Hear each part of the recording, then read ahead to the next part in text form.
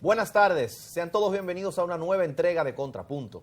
Hemos preparado un programa muy especial sobre un tema que ha ocupado los titulares no solo de los periódicos en la República Dominicana, sino en todo el mundo. Nos referimos a la crisis de Venezuela. Y sobre este tema vamos a profundizar acerca de cuándo y cómo se produjo esta crisis, cuál es el papel que ha jugado la República Dominicana como mediadora entre la crisis venezolana, cuáles son los efectos que tiene la crisis hacia lo interno de nuestro país y cuáles son las perspectivas hacia el futuro. Veamos ahora nuestro reportaje en la sección Hechos.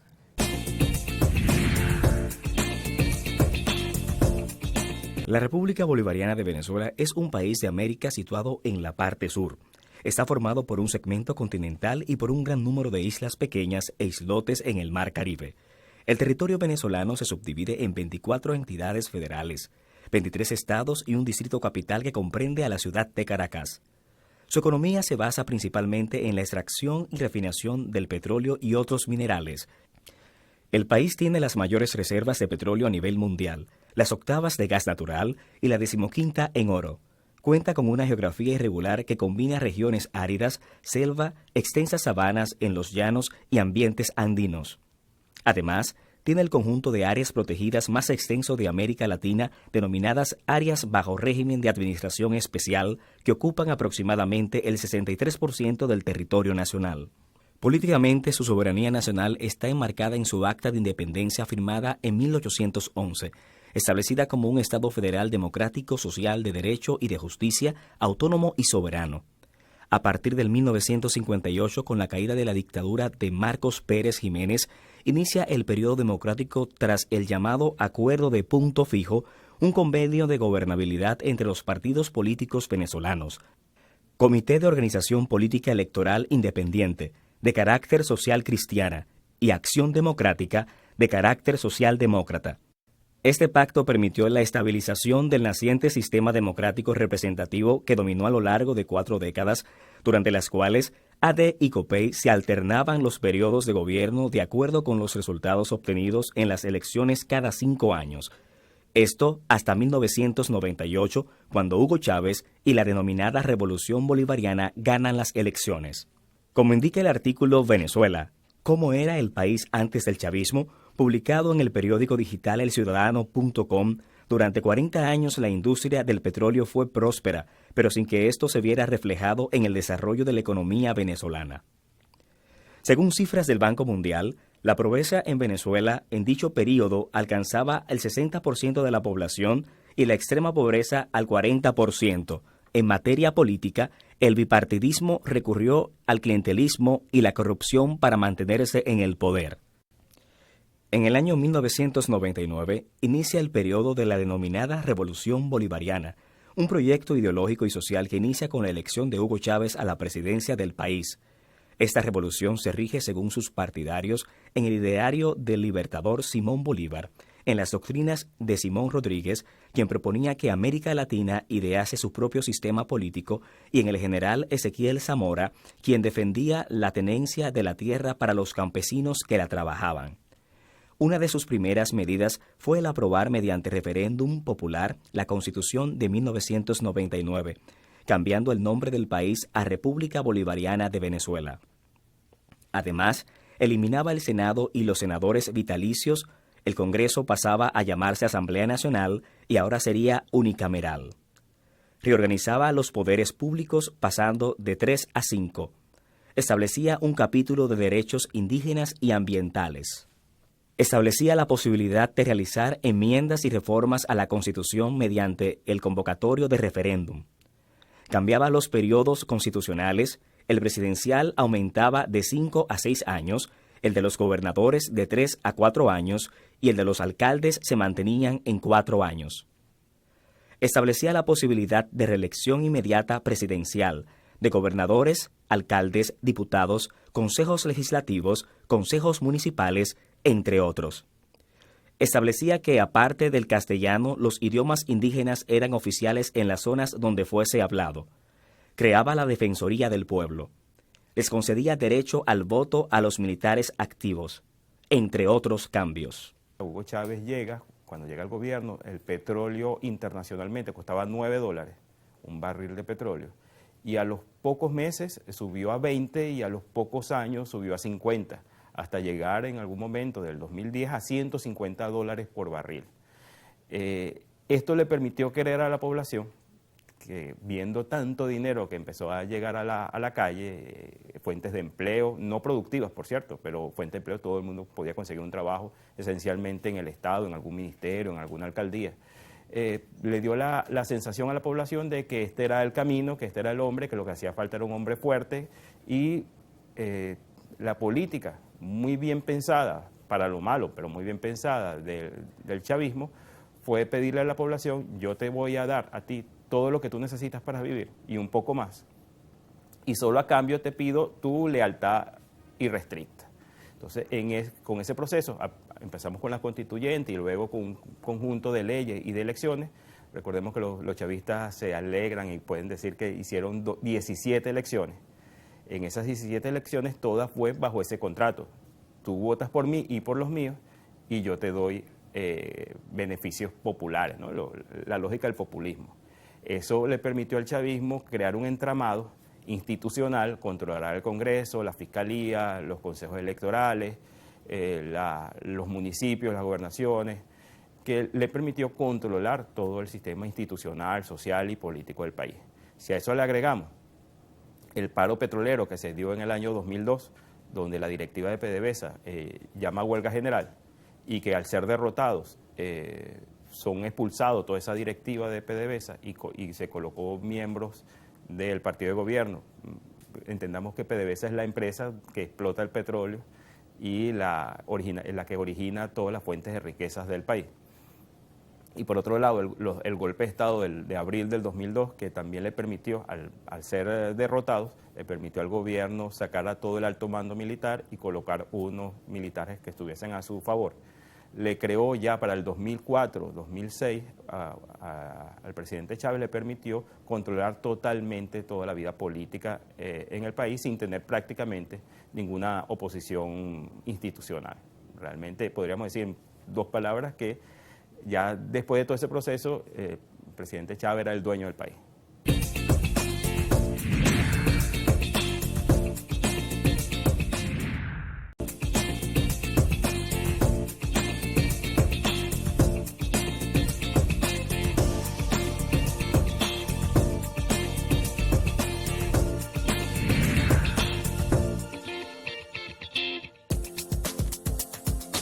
Gracias por su sintonía. En la segunda parte de este reportaje hablaremos sobre Nicolás Maduro, su llegada al poder y todos los hechos que han escalado la crisis en Venezuela. Veamos. El presidente Hugo Chávez fue electo por tercer periodo consecutivo para el periodo 2013-2019, pero tras fallecer en marzo de 2013, afectado de un cáncer en el colon, fue necesario realizar unas nuevas elecciones, resultando ganador el oficialista Nicolás Maduro, quien había sido señalado por Chávez como su sucesor.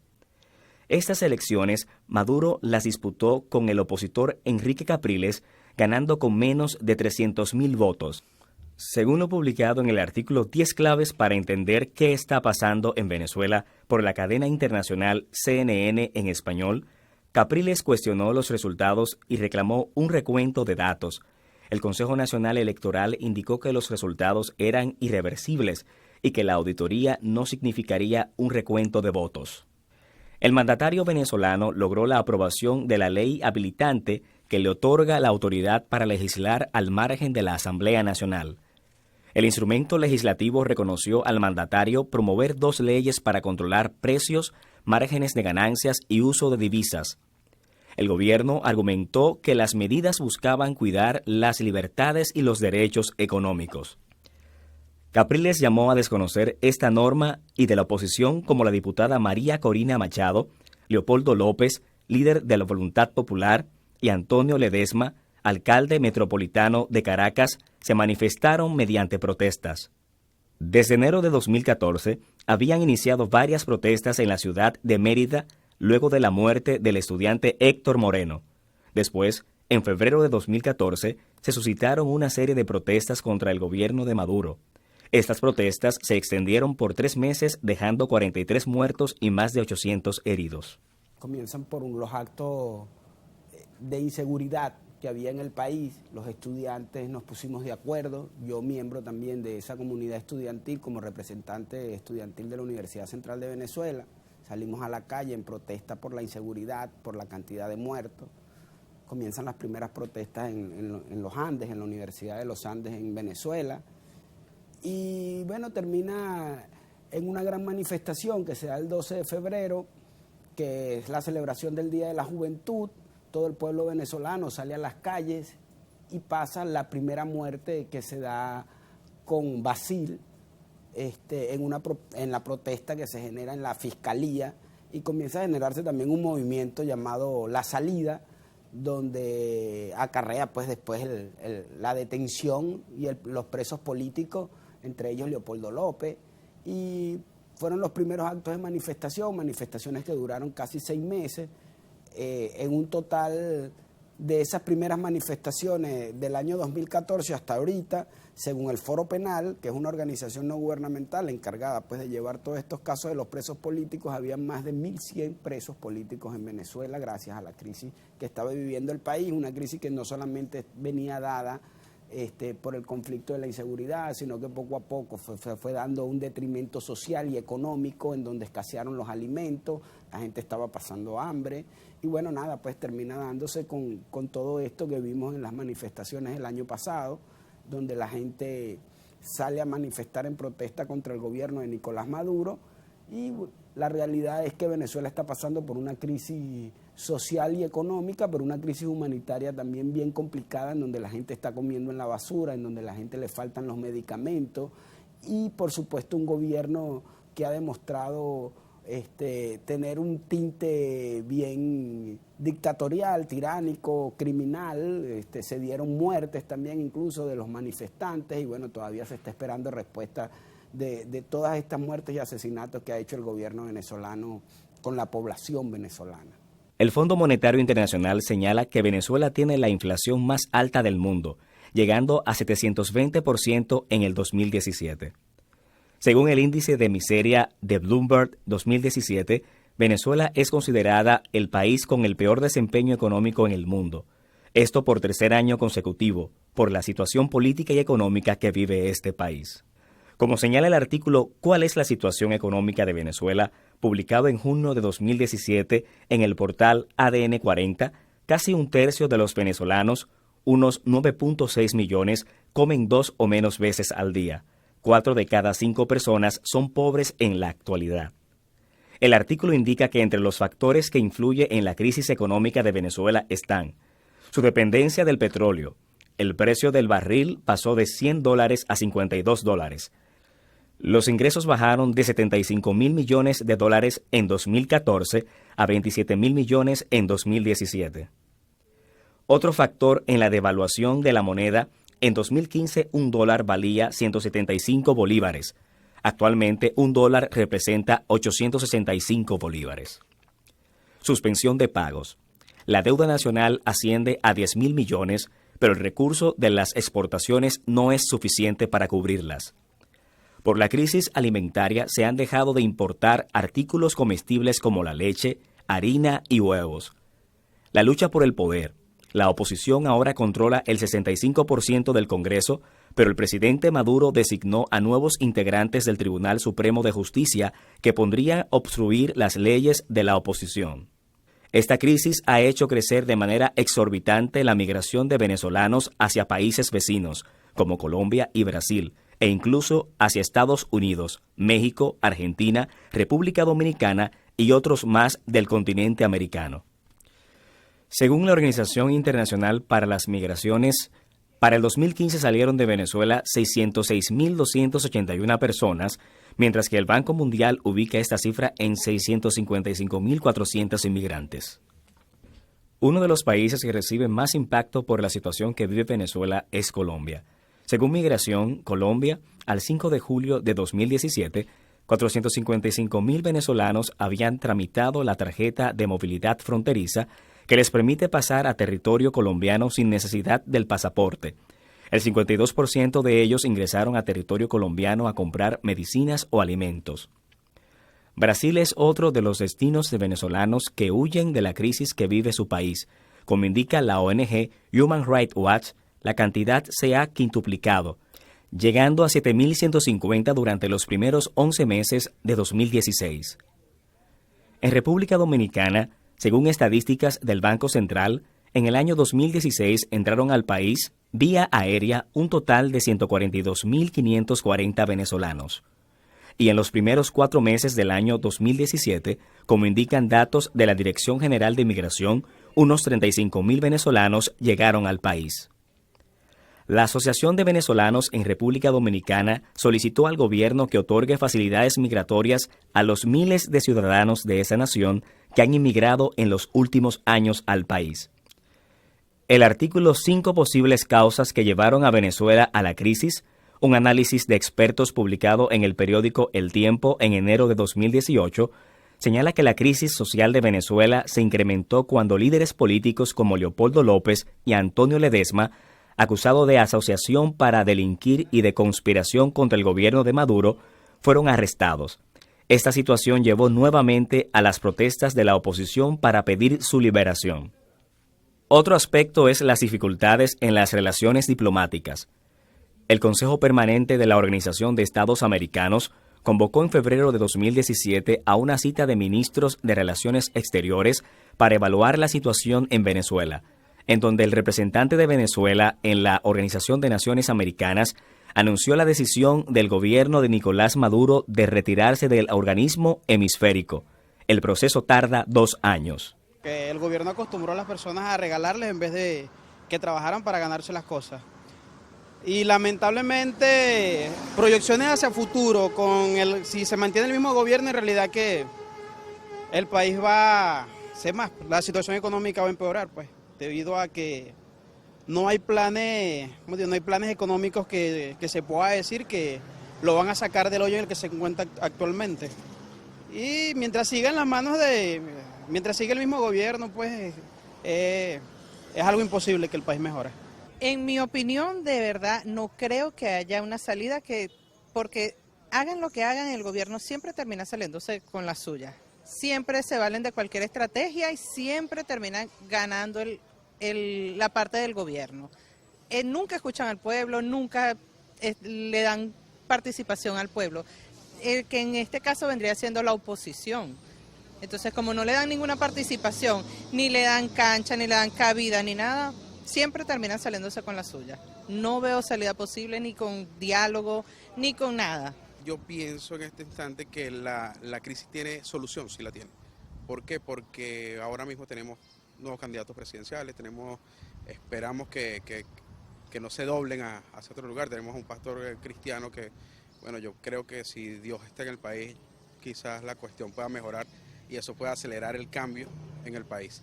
La crisis, como te digo, no es solamente económica, también es una crisis social y de verdad Venezuela necesita de Dios para poder cambiar la mente. Cambiar el gobierno, porque realmente ahí es donde de ahí es donde parten todas las malas decisiones.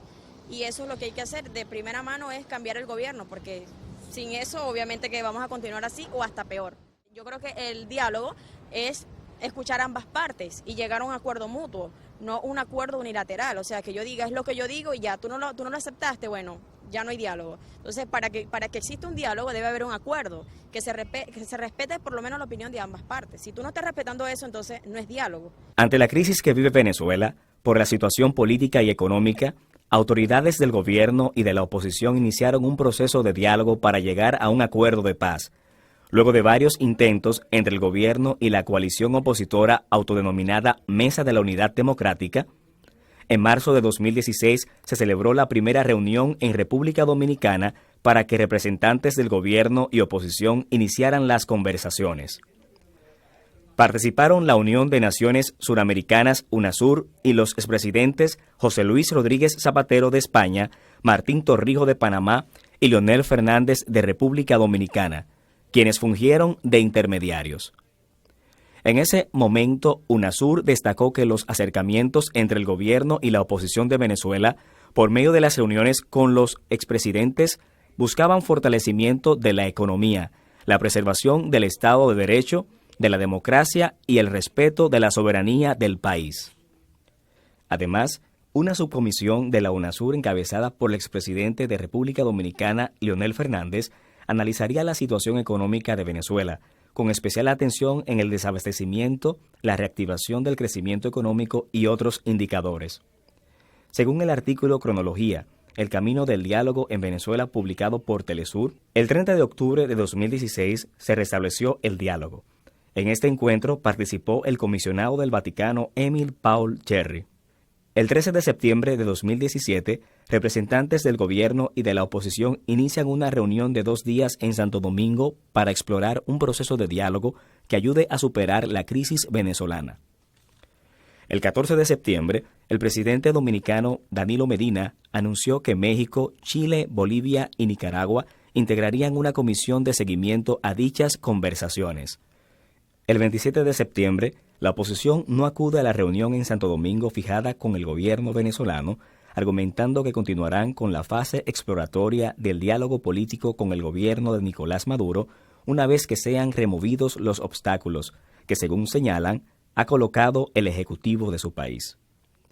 El 16 de noviembre, los cancilleres de los países acompañantes del diálogo de Venezuela se reúnen en Santo Domingo para definir la agenda que se discutiría en la cita pautada para el 1 y el 2 de diciembre.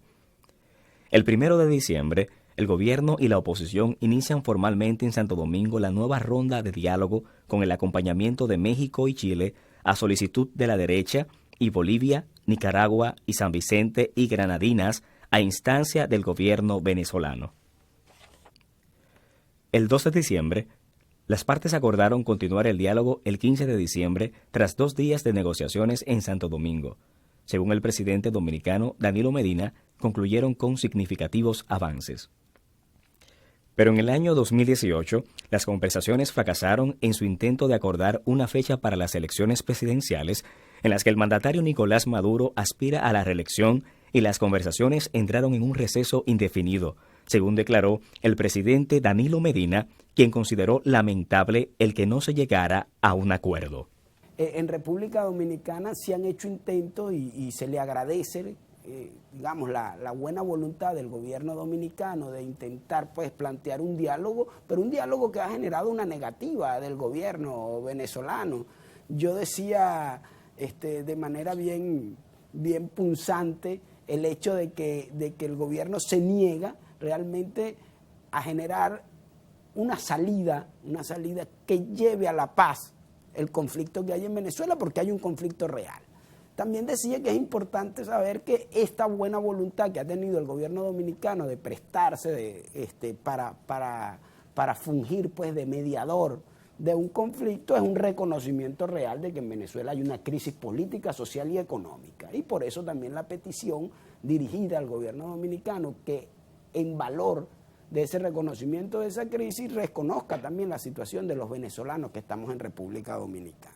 Porque de hecho los 3 puntos principales que se exigirían o que se están exigiendo para que el diálogo se fomente en Venezuela han sido negados por el gobierno, que son elecciones claras, libres y transparentes. El gobierno se niega a que se elija un Consejo Nacional Electoral, que no es una petición de la oposición venezolana porque es un antojo de la oposición, es porque lo establece la ley y porque es la Asamblea Nacional electa, que desconoció el gobierno con esa constituyente, la que debería elegir estos representantes del Consejo Nacional Electoral y los representantes del Tribunal Supremo de Justicia. Por otro lado, otra de las grandes negativas, y es la negativa que más duele y que más nos causa a nosotros estupor, nos causa horror de cómo el gobierno de verdad tiene una negativa contra el pueblo, es que se ha negado al tema de la crisis humanitaria y se ha negado a la ayuda humanitaria que necesita el pueblo venezolano, porque la gente se está muriendo de hambre y porque la gente se está muriendo por falta de medicamentos. Y el gobierno ha trancado todas las posibilidades para que el pueblo venezolano realmente no desfallezca.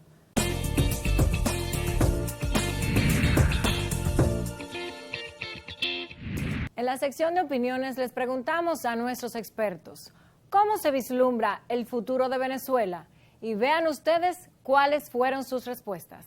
Eso no creo que lo sepa nadie en este momento, esencialmente porque existen tantos factores nacionales e internacionales jugando a este juego de Venezuela, factores europeos, factores chinos, norteamericanos, factores regionales, las mismas contradicciones en el seno de Venezuela le impiden a cualquier analista serio poder decir hacia dónde va.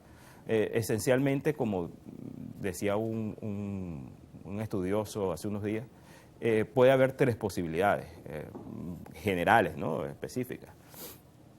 O son derrotados en algún plano los chavistas, y esto permitiría que entrara otra vez la democracia a Venezuela, o se llega a un acuerdo de convivencia donde esencialmente el gobierno y la oposición se mantendrían en esta situación un par de años más, o el gobierno realmente puede superar todas estas dificultades y generar una situación muy parecida al régimen cubano.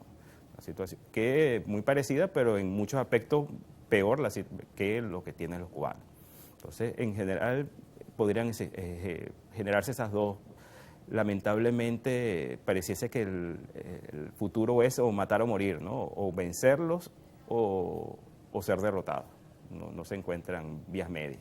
Si no hay un acuerdo real, si realmente no hay reglas claras del juego, yo me temo que el país va a generar una explosión social que va a traer consecuencias muy negativas para todos, al final de cuentas. O sea, el hecho de que el presidente Nicolás Maduro quiera implantar o terminar de afianzar la dictadura en Venezuela implica que los venezolanos van a terminar generando una gran crisis en términos sociales, porque la gente va a querer seguir saliendo de Venezuela hacia otros lados del mundo, porque en Venezuela ya no hay expectativas reales de vida y el conflicto interno en Venezuela es inminente.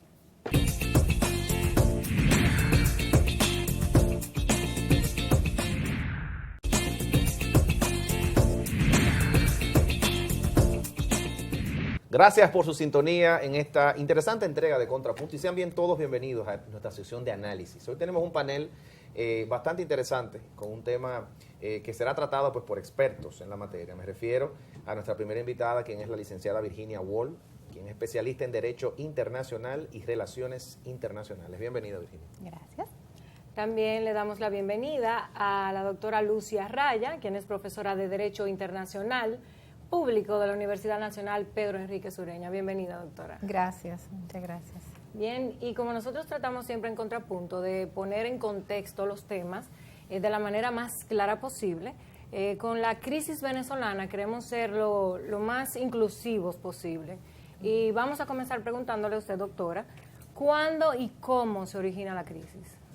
Bueno, esta crisis, pues usted sabe que antes de que Maduro estuviera en el gobierno, tenía el gobierno de Hugo Chávez, y a raíz del fallecimiento de Hugo Chávez, pues surge el gobierno de Nicolás Maduro. La crisis se origina por una serie de hechos continuados de manera inconstitucional que toma de manera unilateral el gobierno de Maduro, que choca con los intereses de la población, específicamente de la oposición. Esto ha dado pie a un conflicto interno muy serio realmente, donde se han perjudicado los venezolanos y venezolanas también. Pues hemos tenido violaciones de derechos humanos, violaciones inclusive de derecho internacional humanitario. Venezuela como Estado ha violado ciertos mecanismos internacionales, comenzando por la misma Carta de la Organización de Estados Americanos, que es parte, y la Carta Democrática Interamericana, de la cual es parte. Ha violado porque el compromiso que asumieron los estados de la región del sistema interamericano es respetar una democracia participativa. Entonces, esa democracia no se está viviendo en el hermano país bolivariano.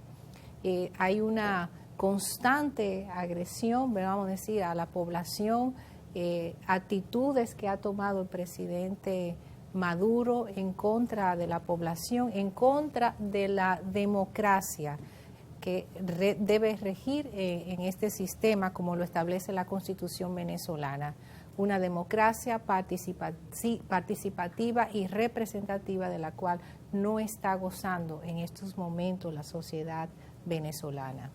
Virginia, ¿a qué le puedes atribuir el origen de la crisis venezolana? ¿Hay un componente económico quizás?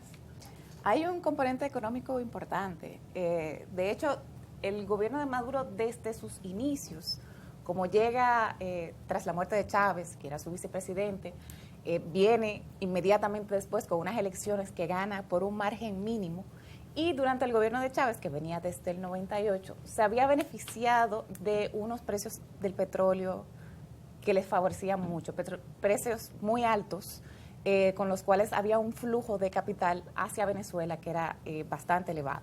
Eso se utilizó para todos los programas que implementó Chávez, pero en el 2014, luego de la muerte de Chávez y la entrada de Maduro, viene también una crisis en el precio del petróleo, un derrumbe total de los precios del petróleo que inmediatamente implica que todo ese dinero que recibía Venezuela pues se disminuye al mínimo. Entonces ya uno tiene pues unas instituciones que venían derrumbándose con una crisis económica que es lo que le da el palo final y crea esta serie de sucesos donde la institucionalidad, como dice la doctora Arraya, pues va cayendo de peor en peor.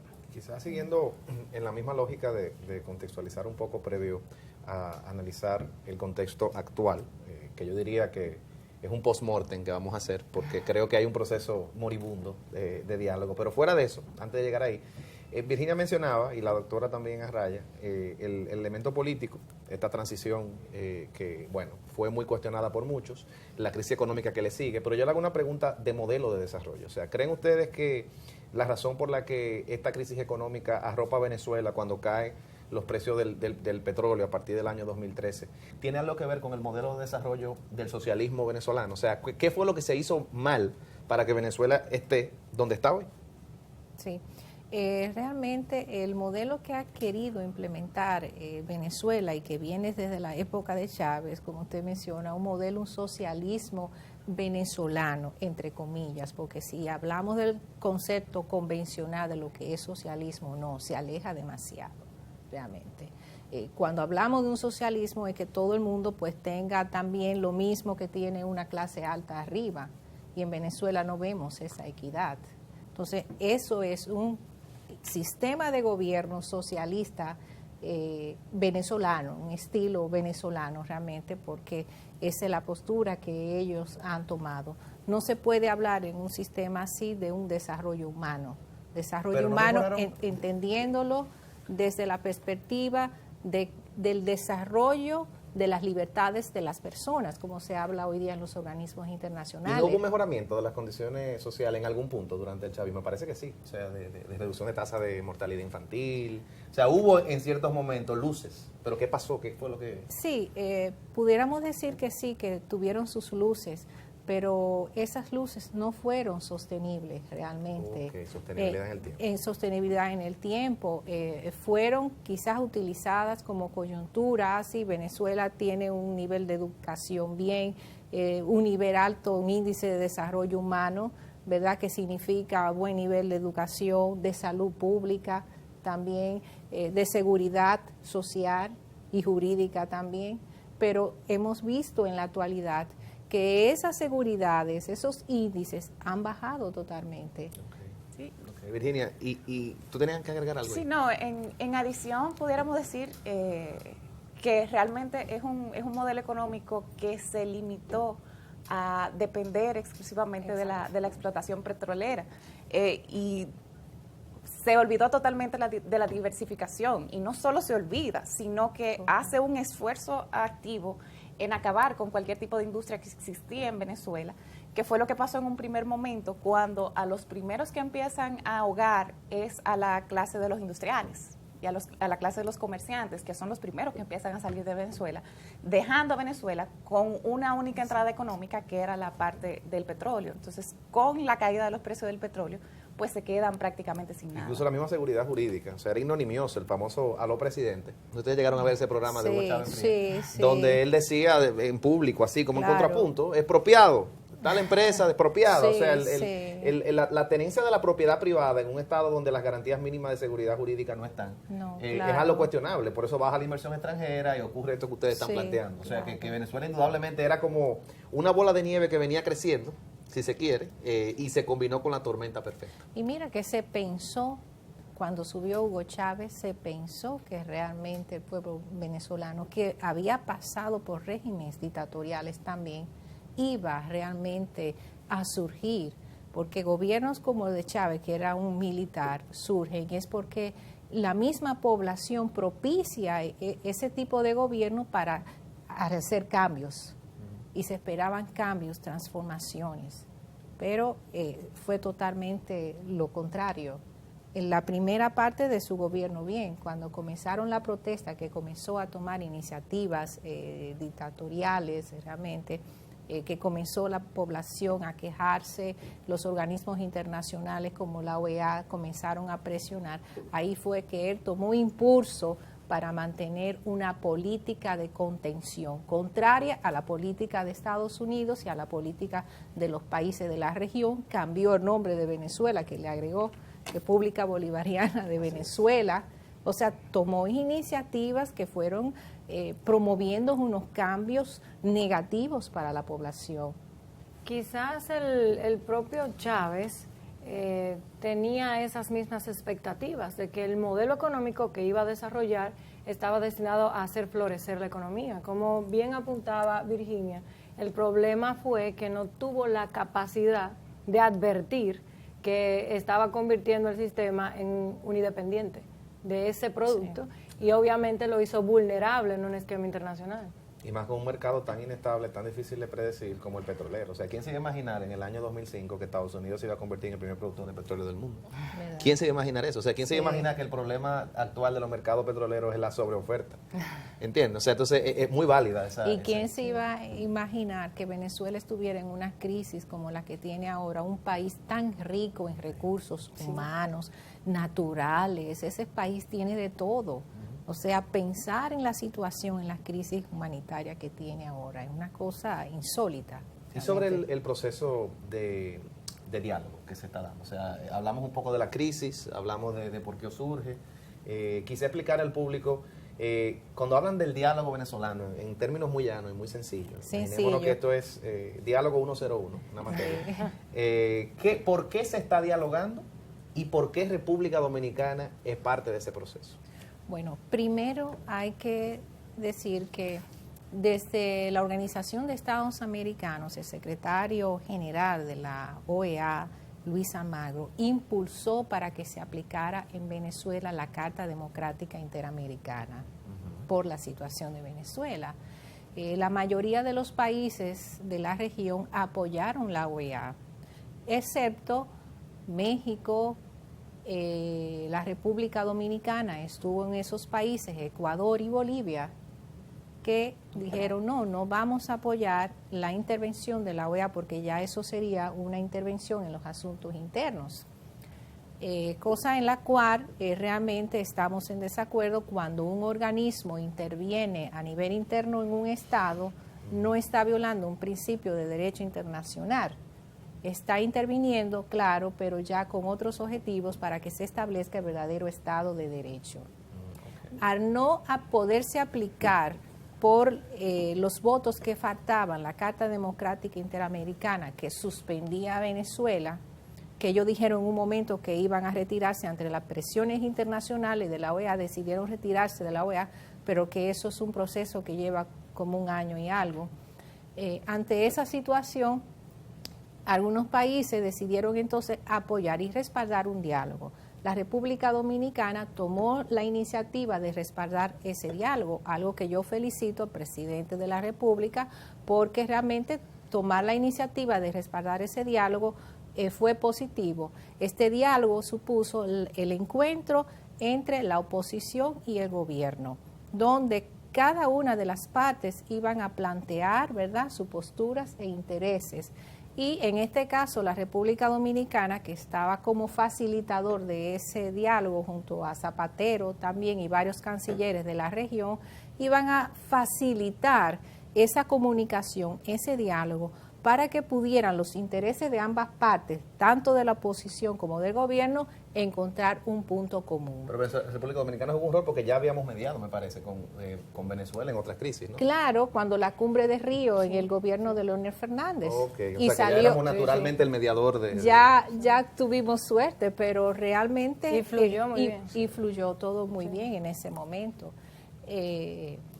Entonces, esa negociación que se trató de realizar con la oposición y el gobierno fue un mecanismo alternativo de solución de conflictos que está establecido tanto en la Carta de las Naciones Unidas como de la OEA, de que los estados entre sí puedan solucionar sus conflictos y que también en situaciones entre gobierno y sociedad el gobierno pueda también usar este mecanismo alternativo de una negociación. Okay. Pero el problema ha sido también, es que cuando se está tratando en un diálogo, una negociación, debe primar algo muy importante, que es el principio de buena fe para cumplir con los compromisos contraídos. Si no hay la conciencia de que yo voy a ceder algo, de que tú vas a ceder algo, es muy difícil que se pueda llegar a una negociación. Entonces, en una negociación tienen que cederse. Las partes tienen que presentar, además de las posiciones, sus intereses, porque después de todo, al final, lo que más importa son los intereses, claro, que muchas veces son los que están abajo.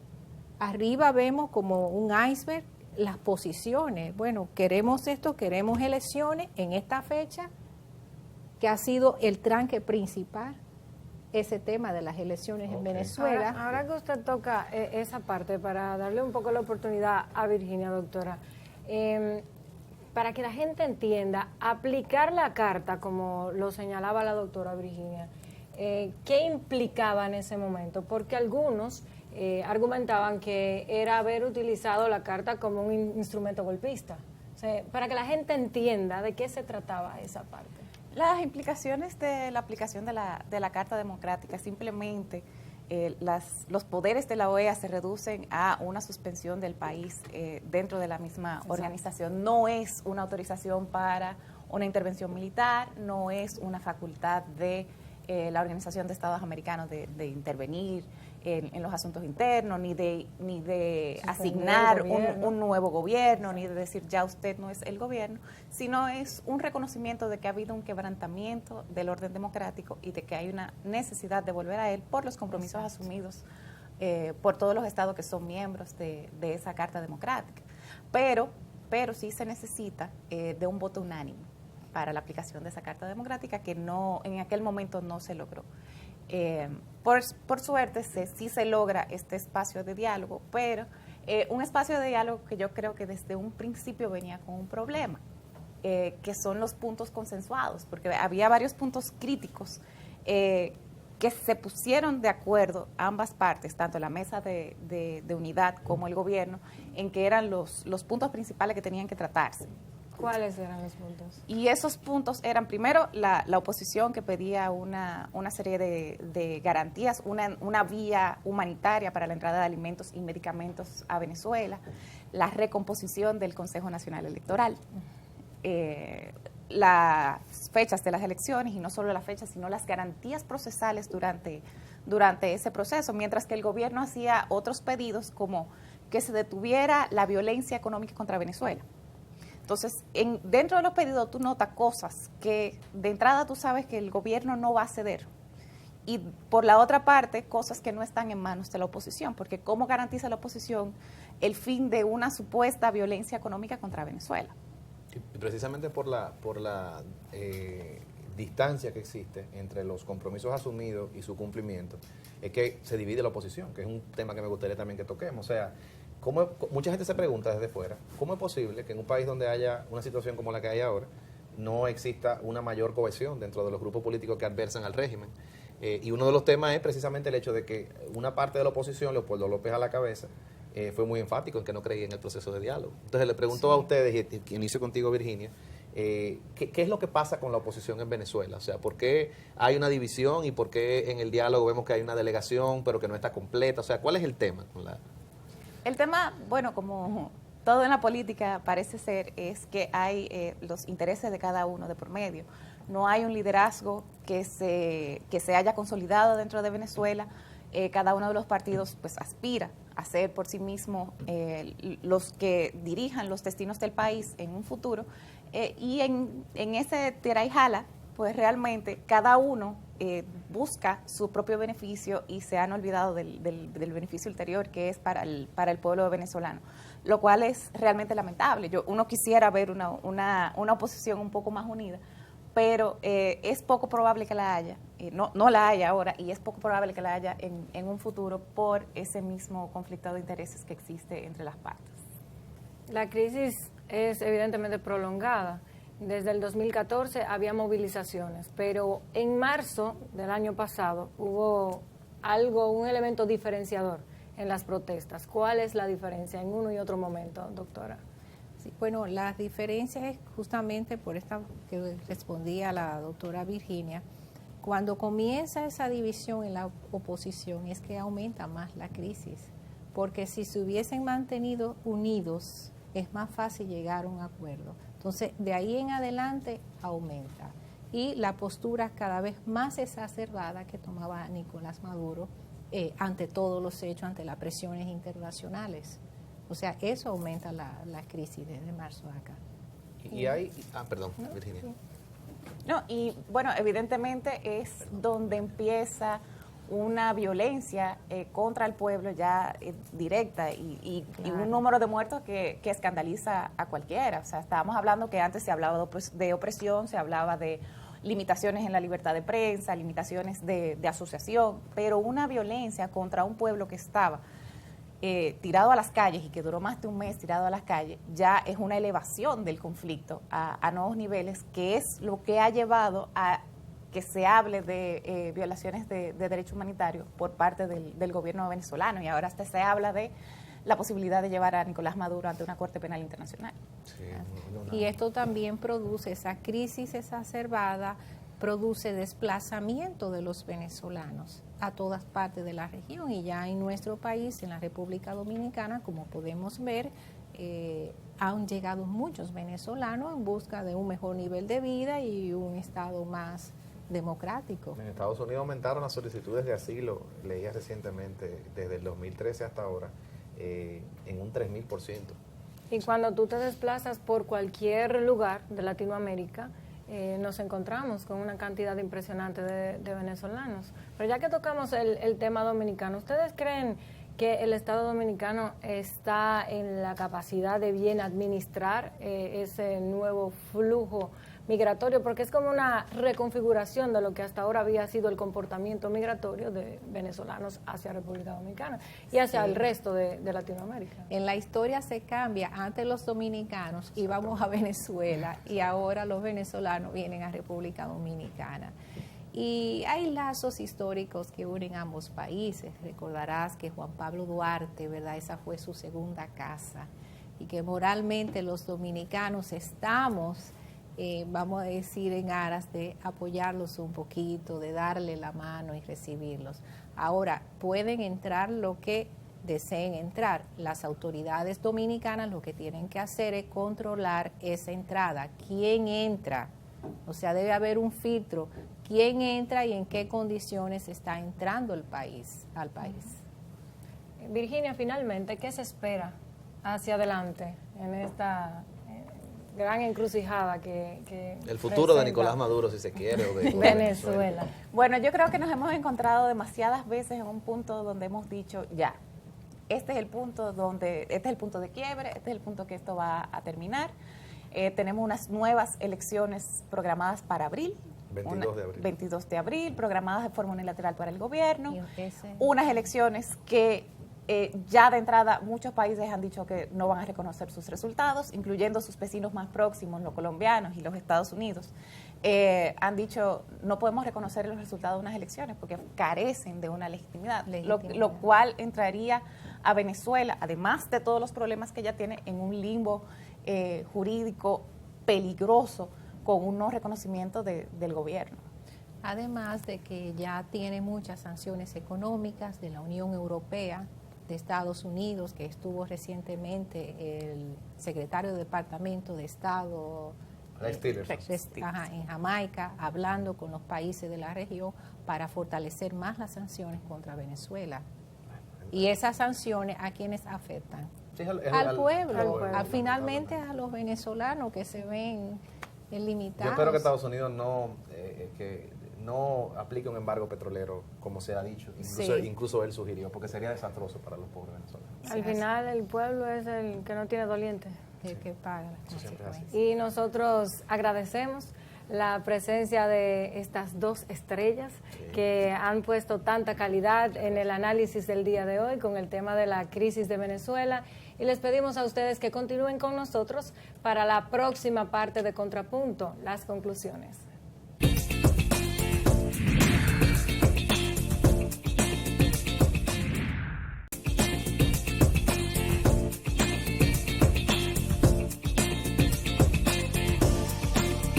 Hemos llegado a la parte final de esta entrega de Contrapunto. El tiempo, lamentablemente, es corto. Los temas, muchas veces, muy complejos. Y este específicamente, el de Venezuela, uno que nos preocupa mucho desde acá, desde la República Dominicana, pero igual al mundo. Porque el sufrimiento del pueblo venezolano, todos los problemas que está enfrentando hoy, para nosotros, la nación dominicana, un país históricamente hermano del pueblo venezolano, pues tiene que ser un tema de preocupación. Máxime cuando nuestro gobierno y figuras importantes de nuestro país han servido de mediadores para tratar de buscar una salida a una crisis que, como hemos visto en nuestro panel y en el desarrollo del programa, solo se agrava. Esperamos que se evite un derramamiento de sangre y que podamos encontrar la salida más pacífica para esta crisis que a tantas personas en todo el planeta mantienen vilo.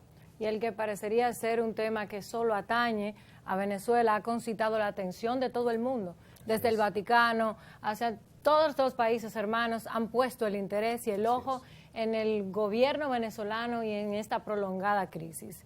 Y como sabemos que también hacia lo interno de la República Dominicana concita muchísimo interés porque somos solidarios, porque somos receptivos, porque somos países hermanos, les vamos a pedir que si usted quiere opinar, si quiere unirse a este debate, al análisis, a los argumentos que hemos vertido en el día de hoy en el programa, síganos a través de nuestras redes sociales @contrapunto.rd por Instagram, Twitter, Facebook, YouTube y déjenos sus comentarios, únase al debate. Así es. Así que nosotros nos vamos a despedir por el día de hoy y les invitamos a que continúen con nosotros en una próxima entrega